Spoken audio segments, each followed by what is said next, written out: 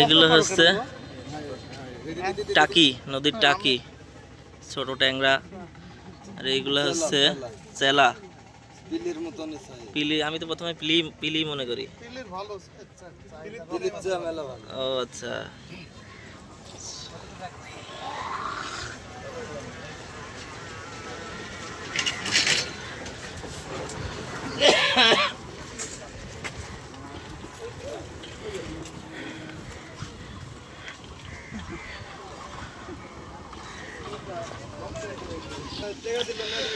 সকালে আরো অনেক বেশি মাছ বিক্রেতারা থাকে এখানে, তবে নদীর পানি বৃদ্ধি পাচ্ছে, এই কারণে মাছ নাকি একটু কম হচ্ছে।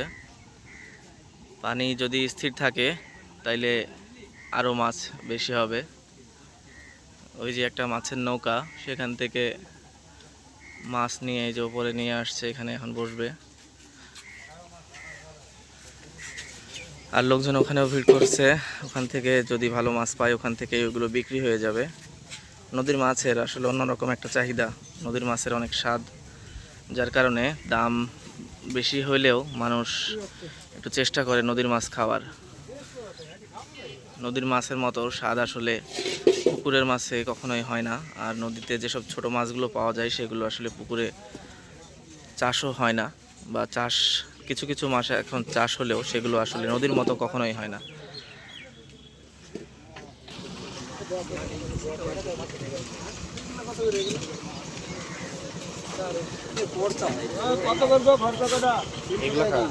এই যে উনি কালাইয়ের রুটি খাচ্ছে, আমাদের এলাকার ঐতিহ্যবাহী কালাইয়ের রুটি।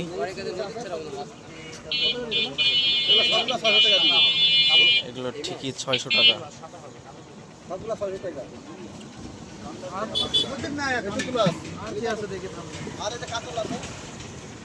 মানুষজন আসছে মাছ নেওয়ার জন্য।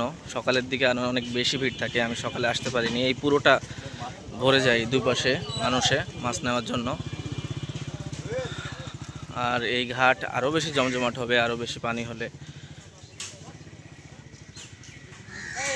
এর পরের বার আসলে আপনাদেরকে আবারও দেখাবো যে কি পরিমাণ জমজমাট থাকে। আমি ইতিপূর্বেও দেখিয়েছি, আবারও দেখানোর চেষ্টা করব। বাড়ি আসলেই এই জায়গাটায় আমার আসা হয়, খুবই পছন্দের জায়গা। আরেকটা আছে ওই পাশে ইসলামপুর ঘাট, এটা হচ্ছে আবেদের ঘাট। ইসলামপুর ঘাটেও যাব, দেখাবো।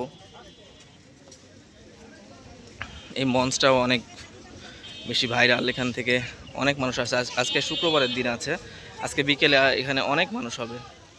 এই যে সবাই এখানে আসছে, এসে ছবি উঠাচ্ছে, টিকটক করে।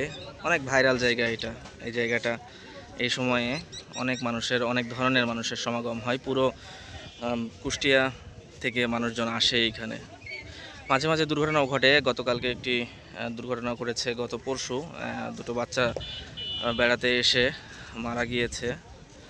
নানাবাড়ি বেড়াতে এসে পাড় ভেঙে পড়ে মারা গিয়েছে। তো ঠিক আছে, পরবর্তীতে আবারও দেখাবো আপনাদেরকে। এখনকার মতো বিদায় নিচ্ছি।